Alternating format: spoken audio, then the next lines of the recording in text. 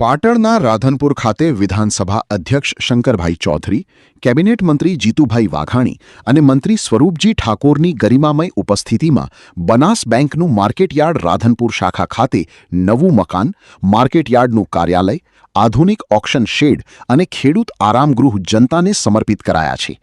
આ પ્રસંગે સરકારે ખેડૂતોની આવક બમણી કરવા તારની વાડ, ટપક સિંચાઈ અને સબસિડીમાં ધરખમ વધારાની જાહેરાતો પણ કરી છે।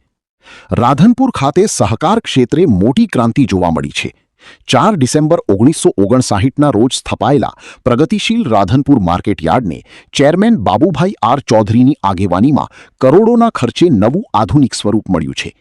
કરોડોના ખર્ચે બનેલ ભવ્ય ઓફિસ બિલ્ડિંગ, 1350 ચોરસ મીટરનો વિશાળ ઓક્શન શેડ, ખેડૂત આરામગૃહનું વિધિવત લોકાર્પણ કરાયું છે।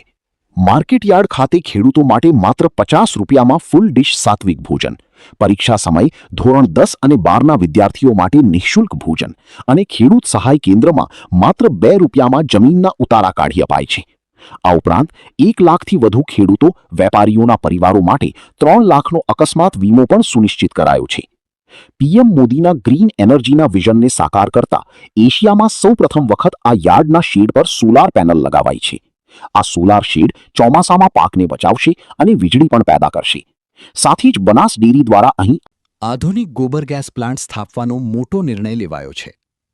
નર્મદાના નીર આવતા જ બાગાયતી ખેતી તરફ વળેલા ખેડૂતો માટે સરકારે સબસિડીના નિયમો હળવા કર્યા છે। ખેતરની ફરતે તારની વાડ, ફેન્સિંગ માટેની મર્યાદા 2 હેક્ટરથી ઘટાડી 1 હેક્ટર કરાઈ છે અને સહાય વધારીને પ્રતિ રનિંગ મીટર 30 રૂપિયા કરાઈ છે। ટપક સિંચાઈ અપનાવનાર ખેડૂતોને પણ વિશેષ સહાય અપાશે, જેથી જમીનનો ક્ષાર અટકશે અને નિંદામણનો ખર્ચ બચશે। આ કાર્યક્રમમાં મોટી સંખ્યામાં ખેડૂતો અને પશુપાલકો ઉપસ્થિત રહ્યા હતા। મારે અભિનંદન આપવા પડે રાજ્ય સરકાર, માન્ય મુખ્યમંત્રી શ્રી ભૂપેન્દ્રભાઈ પટેલ અને માન્ય મંત્રી શ્રી કૃષિ મંત્રી જીતુભાઈ વાઘાણીજીને બંનેને, કે એમણે માઇક્રો ઇરિગેશન માટે સબસિડીની અંદર ડ્રીપ અને સ્પ્રિંકલરમાં ખૂબ મોટો વધારો કરવાનો નિર્ણય કર્યો। ખાસ કરીને જ્યાં પાણીની અછત છે એ વિસ્તાર માટે આશીર્વાદરૂપ સાબિત થશે।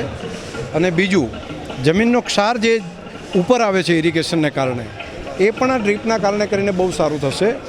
ખર્ચમાં પણ, નિંદામણ જેવા ખર્ચમાં પણ ઘટાડો થશે અને આ કામ એક અભિનંદનીય કામ છે, ખેડૂતો માટે ખૂબ ઉપયોગી કામ છે। ઘણું બધું માન્ય મંત્રીશ્રી પોતે અભ્યાસુ મંત્રી છે અને ખેતી અને ખેડૂત માટે નાની નાની બાબતનું સમજી રહ્યા છે, જોઈ રહ્યા છે અને એને સુધારા કરવાનો નિર્ણય જે કરી રહ્યા છે એ ખૂબ સારું। અને ખાસ કરીને પ્રાકૃતિક કૃષિ માટે એમણે જે સજાગતા રાખી છે એ ડિપાર્ટમેન્ટને મારે અભિનંદન આપવા પડે। મારે રાધનપુરની અંદર પણ એક નવો ગોબર ગેસનો પ્લાન્ટ એ બનાવવાનો નિર્ણય બનાસ ડેરીએ કર્યો છે। ઈશ્વરને પ્રાર્થના કરીએ કે વરસાદની સિઝન છે અને ઈશ્વર એ સમગ્ર ધરા ઉપર મહેરબાની કરીને મેઘરાજા વરસે। આજે રાધનપુર મુકામે બેંકના નવા મકાનનું ઉદ્ઘાટન, યાર્ડના નવા કાર્યાલયનું ઉદ્ઘાટન, એક નવો ઓક્શન ખેડૂતો માટે એની ખેત પેદાશોનો કરી શકે એના માટે શેડનું ઉદ્ઘાટન અને લોકાર્પણ, સાથે સાથે ખેડૂતોના આરામગૃહ એમના લોકાર્પણ પ્રસંગે આજે શંકરભાઈ ચૌધરી, માન્ય અધ્યક્ષશ્રી અને એશિયાની સૌથી મોટી ડેરી બનાસ ડેરીના ચેરમેન અને ધરતીપુત્ર કિસાન પુત્રની સાથે ગઈકાલથી જ અમારા લવિંગજી ધારાસભ્યશ્રી પણ આનંદપૂર્ણ છે, સમગ્ર વિસ્તારમાં ફરી રહ્યો છે। માની મોદી સાહેબને આભારી સમગ્ર ઉત્તર ગુજરાતની ધરતી એ સુજલામ સુફલામ માં નર્મદાના નીર એ ખળખળ વહેતા થયા છે, ત્યારે એ નવપલવિત ધરતી બની છે। અહીંયા અલગ અલગ પ્રકારે બાગાયત ક્ષેત્ર હોય, અલગ ખેત પેદાશ હોય, આંબા અને ખારેકનું પણ ખૂબ મોટા પ્રમાણમાં વાવેતર અહીંના ખેડૂતો એ કરી રહ્યા છે। રાજ્ય સરકારનો લાભ પણ મળી રહ્યો છે। માની ભૂપેન્દ્રભાઈના નેતૃત્વની અંદર અમારા વિભાગ દ્વારા પણ અનેકવિધ યોજનાઓ, સહકારી ક્ષેત્રની, કૃષિ વિભાગની, પશુપાલનની, આ બધાનો લાભ એ ખેડૂતને મળે એમના માટે પણ વ્યવસ્થા સરકારે કરી છે। ખાસ કરીને ફેન્સિંગમાં 2 હેક્ટરની બદલે 1 હેક્ટરની મર્યાદા, 200 રૂપિયાના બદલે 300 રૂપિયા રનિંગ મીટરે. પોતાની વાડીની અંદર કોઈ શેડ બનાવવો હોય તો 300 ફૂટમાં 1 લાખ મળતા હતા, હવે 600 ફૂટમાં 2 લાખ મળશે. સ્પ્રિંકલર માટે, ડીપ ઇરિગેશન માટે તમામ પ્રકારે અલગ અલગ સુવિધાનો લાભ અલગ અલગ વિભાગોનો મળી રહ્યો છે. ત્યારે મને આનંદ છે કે પ્રાકૃતિક ખેતી તરફ પણ માનીય મોદી સાહેબ, માનીય ભૂપેન્દ્રભાઈ મુખ્યમંત્રી શ્રી અને માનનીય રાજ્યપાલ આદરણીય શંકરભાઈ સમગ્ર પ્રાકૃતિક ખેતી એ પોતાની વાડીમાં કરી રહ્યા છે. વાડીમાં ખાટલામાં અમે બંને ઉપર આકાશ ને નીચે ધરતી એ પ્રકારે બહાર સૂતા છે. વહેલી સવારે પણ વાડીમાં પશુ પક્ષીનો કલ્લવ એ મેં જોયો છે. અસંભવ ને સંભવ આ ધરતી ઉપર બનાવવાનું કામ એ સિંચાઈના પાણીથી માનનીય નરેન્દ્રભાઈ મોદીના નેતૃત્વમાં થયું છે. મને આનંદ છે કે કેન્દ્ર સરકારે ખાસ કરીને કપાસ ઉગાડતા ખેડૂતો માટે એક વિશિષ્ટ મિશન સ્વરૂપે ખેડૂતોને લાભ થાય એમના માટે એક કામ હાથમાં લીધું છે. ઓછા અંતરે એટલે કે 90 બાય 23 સેન્ટીમીટરના અંતરે પ્રતિ હેક્ટર દીઠ 14,000 ઇનપુટની સહાય અને તાલીમ એ હવેથી ખેડૂતોને મળવાની છે.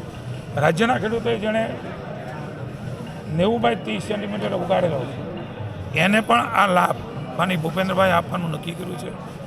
સાથે સાથે 75,000 ઇનપુટ સહાય પ્રતિ હેક્ટર એ ઇન્ટિગ્રેટેડ ક્રોપ મેનેજમેન્ટ એટલે કે સંકલિત પાક વ્યવસ્થાપન વાવેતર પદ્ધતિ જે અપનાવે છે એમને પણ લાભ મળશે. અને ખાસ કરીને એક નવી શરૂઆત એ રાધનપુરથી સહકાર વિભાગ કરવા જઈ રહ્યો છે.